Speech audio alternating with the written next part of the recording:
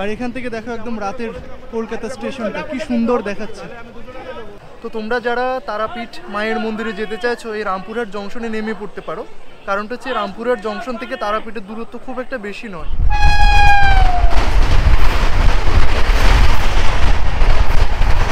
আজকে ওয়েদারটা অতটা ক্লিয়ার নেই, তাই এখান থেকে কাঞ্চনজঙ্ঘা দেখা যাচ্ছে না, নাহলে এখান থেকে একদম পুরো কাঞ্চনজঙ্ঘা খুব দারুণ দেখাতো।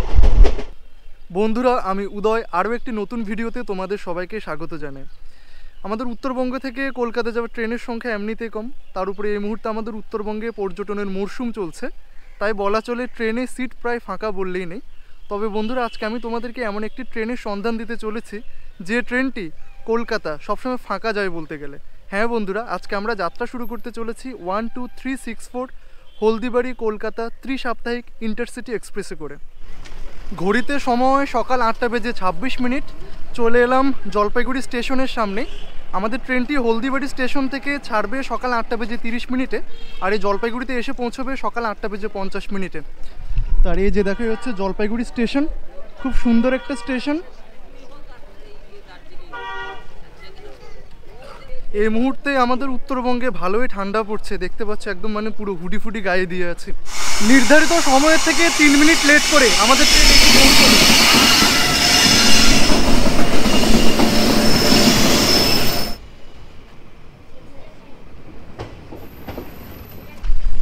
চলে এলাম D2-তে।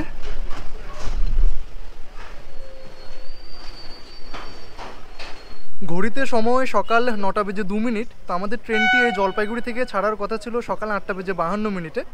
এখনও ছাড়েনি, কারণটা হচ্ছে এই যে সামনে চলে এলো দার্জিলিং মেল, যেটা শিয়ালদা থেকে হলদিবাড়ি পর্যন্ত যায়।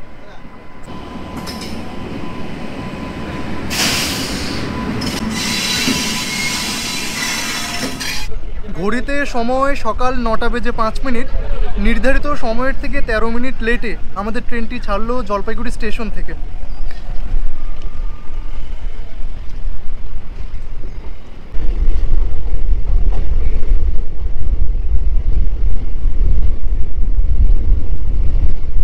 রানীনগর জংশন ছাড়িয়ে এখন আমরা চলে যাচ্ছি একদম এনজিপির দিকে। আর এখানে যেতে যেতে পথের দুধারে এত দারুণ দৃশ্য দেখা যাচ্ছে, কি দারুণ একদম এখানে চা বাগান।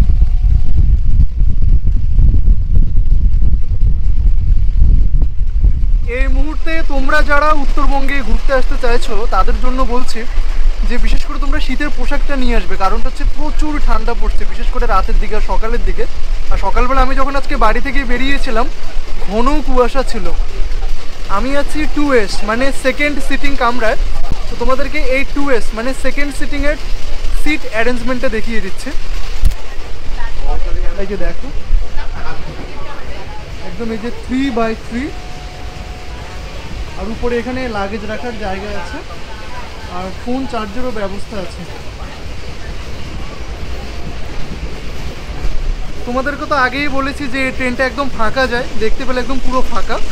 আর এখানে দেখো একদম সামনে বেসিনটা, একটা আয়না রাখা আছে, আর ওয়াশরুমটা এই যে ওয়াশরুম একদম ক্লিন। আর এখানে একটা বেসিন আছে, আয়না আছে।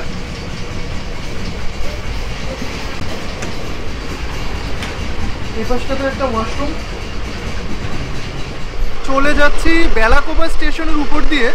আর বেলাকোবা খুবই একটি বিখ্যাত জায়গা, কারণটা হচ্ছে এখানে পাশে রয়েছে যে বোঁদাগঞ্জ ভ্রামরী দেবীর মন্দির, যেটি মাতা সতীর 51 পীঠের একটি অন্যতম পীঠ। আর তাছাড়া এই যে আমাদের এই বেলাকোবার চমচম খুবই বিখ্যাত। আর বেলাকোবা স্টেশনের সামনেই দেখো কি দারুণ চা বাগান।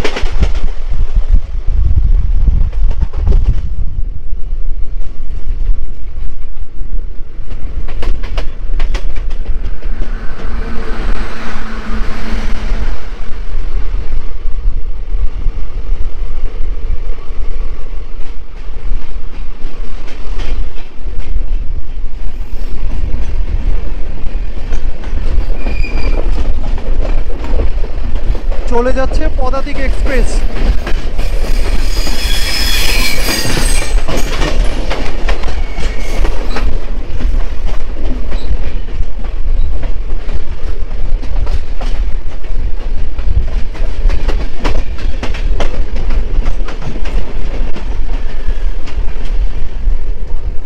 ঘড়িতে সময় সকাল 9:45।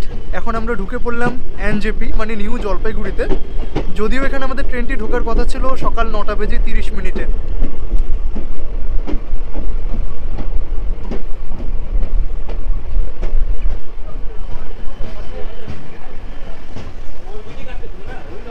3 নম্বর প্ল্যাটফর্মে এসে ট্রেনটি দাঁড়ালো। এখানে স্টপেজ দেবে 10 মিনিট।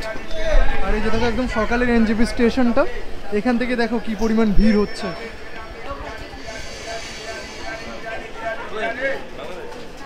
ওয়ান 2 3 6 4 হলদিবাড়ি কলকাতা ত্রিসাপ্তাহিক ইন্টারসিটি এক্সপ্রেস সপ্তাহে 3 দিন করে বুধবার, শুক্রবার এবং রবিবার হলদিবাড়ি থেকে কলকাতা পর্যন্ত চলে। ট্রেনটি সকাল 8:30 হলদিবাড়ি স্টেশন থেকে যাত্রা শুরু করে কলকাতা স্টেশনে পৌঁছায় ওই দিনই সন্ধ্যা 7:40। 626 কিলোমিটার পথ পাড়ি দিতে ট্রেনটির মোট সময় লাগে 11 ঘন্টা 10 মিনিট।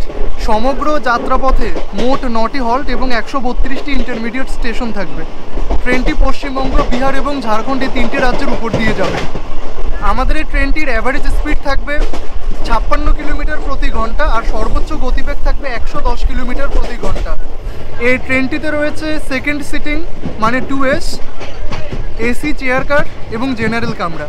তবে জেনারেল কামরা সবগুলি রয়েছে একদম ট্রেনের সামনের দিকটায়। এছাড়াও ট্রেনটিতে প্যান্ট্রি কার এবং অনবোর্ড ক্যাটারিংয়ের সুবিধা না থাকলেও রয়েছে ই ক্যাটারিংয়ের সুবিধা। আজকে ওয়েদারটা অতটা ক্লিয়ার নেই, তাই এখান থেকে কাঞ্চনজঙ্ঘা দেখা যাচ্ছে না, নাহলে এখান থেকে একদম পুরো কাঞ্চনজঙ্ঘা খুব দারুণ দেখাতো।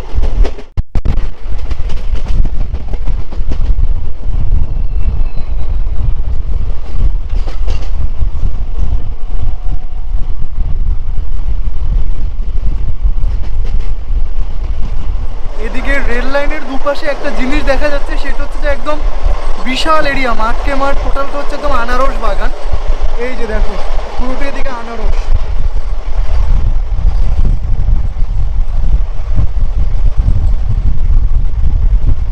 হলদিবাড়ি থেকে কলকাতা স্টেশন পর্যন্ত মোট 9টি হল্ট হচ্ছে জলপাইগুড়ি, এনজেপি, কিশনগঞ্জ, হরিশ্চন্দ্রপুর, মালদা টাউন, পাকুড়, রামপুরহাট জংশন, বোলপুর, শান্তিনিকেতন, তারপর হচ্ছে বর্ধমান, আর সবশেষে পৌঁছবে একদম কলকাতা স্টেশনে। চলে যাচ্ছি গাইশাল স্টেশনের উপর দিয়ে।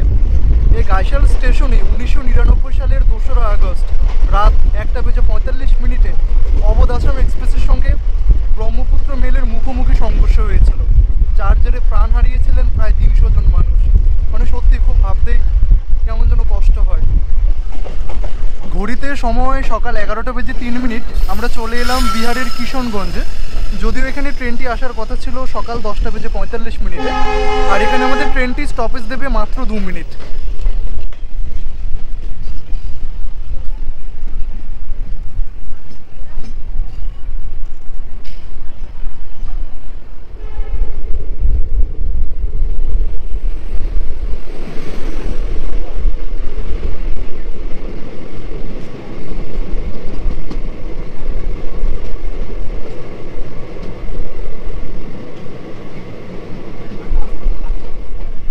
আজকে এদিকে ওয়েদারটা একটু মেঘলা মেঘলা, মানে চারিদিকটা কেমন যেন কুয়াশা না ধোঁয়াশা বলা মুশকিল, পুরো একটু অন্ধকার অন্ধকার মনে হচ্ছে।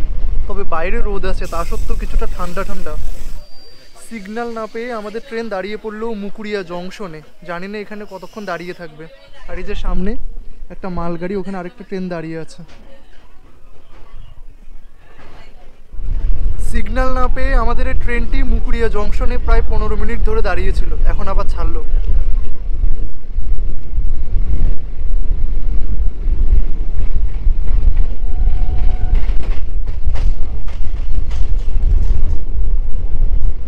আমরা এখন চলে যাচ্ছি আজমনগর রোড স্টেশনের উপর দিয়ে। আর এখানে দেখা হয়ে গেল 15629 নগাঁও এক্সপ্রেসের সাথে।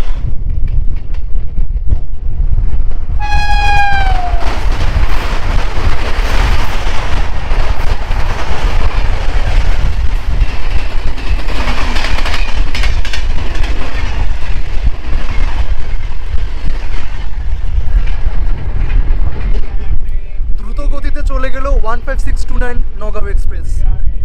আর আমরা এখন হরিশ্চন্দ্রপুরের কাছাকাছি আছি।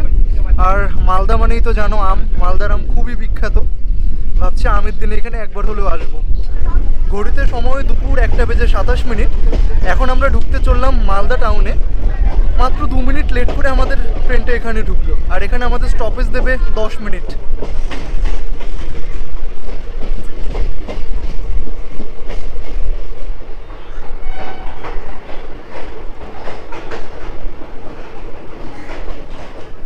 আর মালদা টাউন আসা মাত্র ট্রেন অনেকটা ফাঁকা হয়ে যাচ্ছে, মানে প্রচুর লোক তারা মালদা টাউনে নেমে যাচ্ছেন। এখানে বিক্রি হচ্ছে সবজি, রুটি। কত করে কাকু? 30 টাকা করে স্যার। কটা করে দিচ্ছেন? 5টা করে রুটি, তরকারি, পেঁয়াজ, লঙ্কা দিয়ে 30 টাকা স্যার। আচ্ছা আচ্ছা, আমাকে দিন তাহলে 30 টাকার।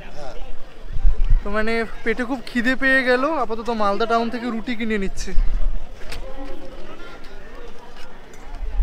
এই মালদা আমাদের আমের জন্য খুব বিখ্যাত, আর সেই সঙ্গে মালদাতে অনেক পুরনো স্থাপত্য রয়েছে। তো তোমরা যারা ঘুরতে আসতে চাইছো মালদাতে, আসতে পারো। এই মুহূর্তে আমাদের ট্রেনের স্পিড দেখো 90+, 100। চলে এলাম ফারাক্কা ব্যারেজে।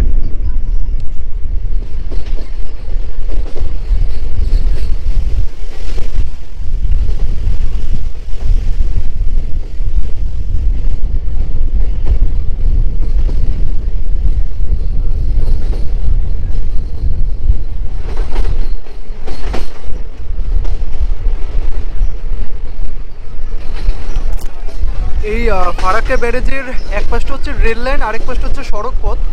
আর এই যে সামনে থেকে এখানে আরেকটা নতুন ব্রিজের কাজ চলছে। কলকাতা থেকে শিলিগুড়ি পর্যন্ত সড়ক পথে যাওয়ার একবারই অভিজ্ঞতা হয়েছিল, সেটা সম্ভবত 2017 সালে। ধর্মতলা থেকে গিয়েছিলাম একদম শিলিগুড়ি পর্যন্ত।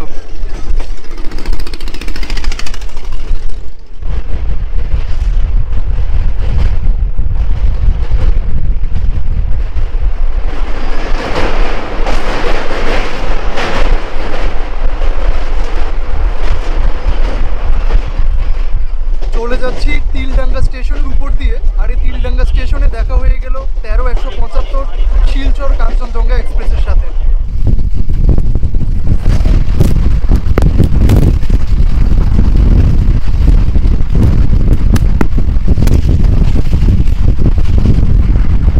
আমাদের ট্রেন ছুটে চলেছে নাম না জানা বিভিন্ন জায়গার উপর দিয়ে। মানে সত্যি বলতে কি, এই ট্রেনে থাকতে থাকতে দুপাশের এত প্রাকৃতিক দৃশ্য দেখছি, মানে মনটা একদম জুড়িয়ে যাচ্ছে। আর এখানে আমাদের সঙ্গে দেখা হয়ে গেল 130-53 কুলিক এক্সপ্রেসের সাথে।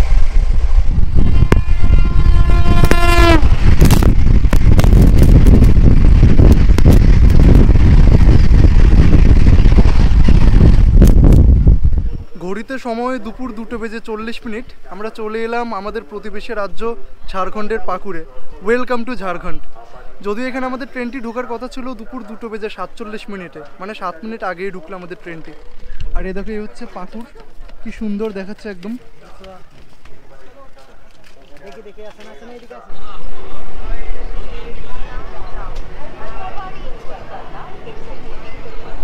এখন আমরা এসে পৌঁছলাম বীরভূম জেলার রামপুরহাট জংশনে। যদিও এখানে আমাদের ট্রেনটি ঢোকার কথা ছিল 3:38, আর এখানে স্টপেজ দেবে মাত্র 2 মিনিট। তো তোমরা যারা তারাপীঠ মায়ের মন্দিরে যেতে চাইছো, এই রামপুরহাট জংশনে নেমে পড়তে পারো। কারণটা হচ্ছে রামপুরহাট জংশন থেকে তারাপীঠের দূরত্ব খুব একটা বেশি নয়। আর এই যে দেখো, এই হচ্ছে রামপুরহাট।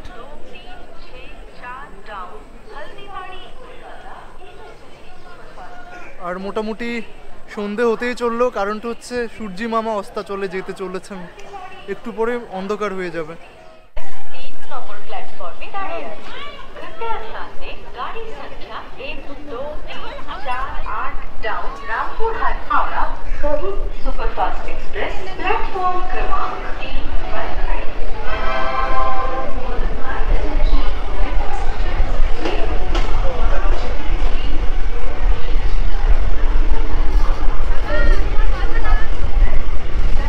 সন্ধে হতে চললো, একটু ঠান্ডা ঠান্ডা অনুভব হচ্ছে।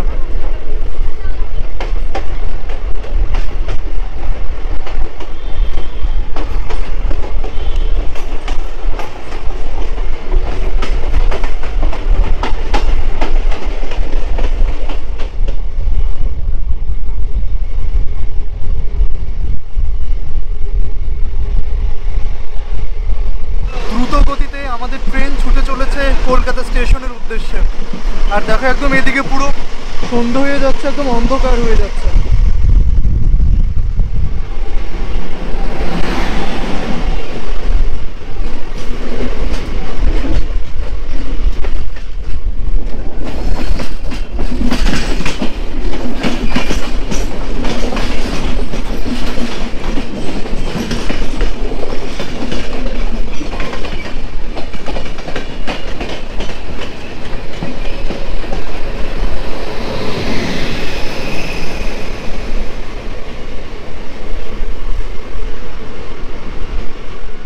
প্রায় 53 মিনিট লেট করে আমরা চলে এলাম কবিগুরু রবীন্দ্রনাথ ঠাকুরের স্মৃতি বিজড়িত স্থান বোলপুর শান্তিনিকেতনে।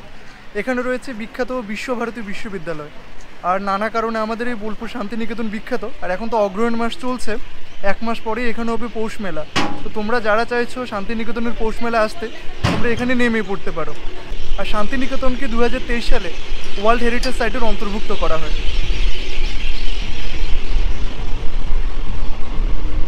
কি সুন্দর একটা স্টেশন।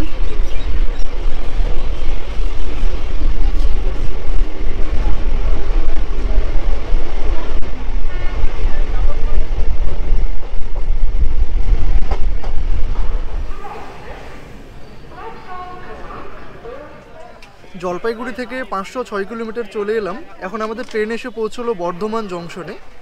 এখানে আমাদের ট্রেনটি পৌঁছানোর কথা ছিল বিকেল 5:36 এখন বাজে পাক্কা 6টা, মানে 24 মিনিট লেটে। মাঝখানে তো প্রায় 1.5 ঘন্টা লেট ছিল, মানে যথেষ্ট টেনেছে ট্রেনটা। আর এই যে বর্ধমান জংশন আসা মাত্র পুরো ট্রেন একদম ফাঁকা হয়ে যাচ্ছে।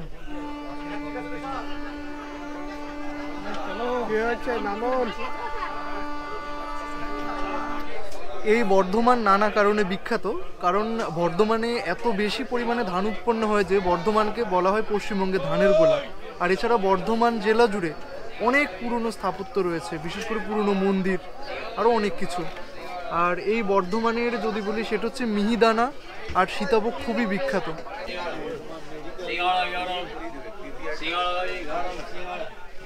গরম গরম সিঙ্গাড়া।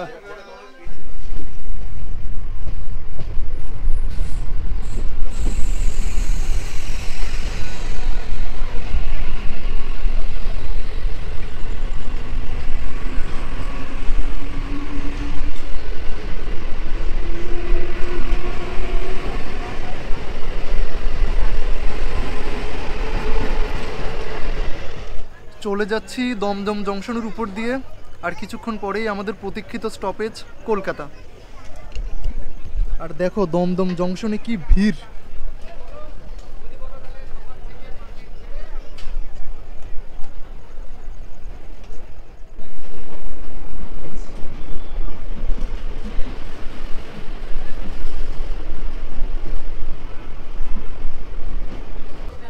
নির্ধারিত সময় থেকে 12 মিনিট লেট করে আমাদের ট্রেন এখন ঢুকলো কলকাতা স্টেশনে।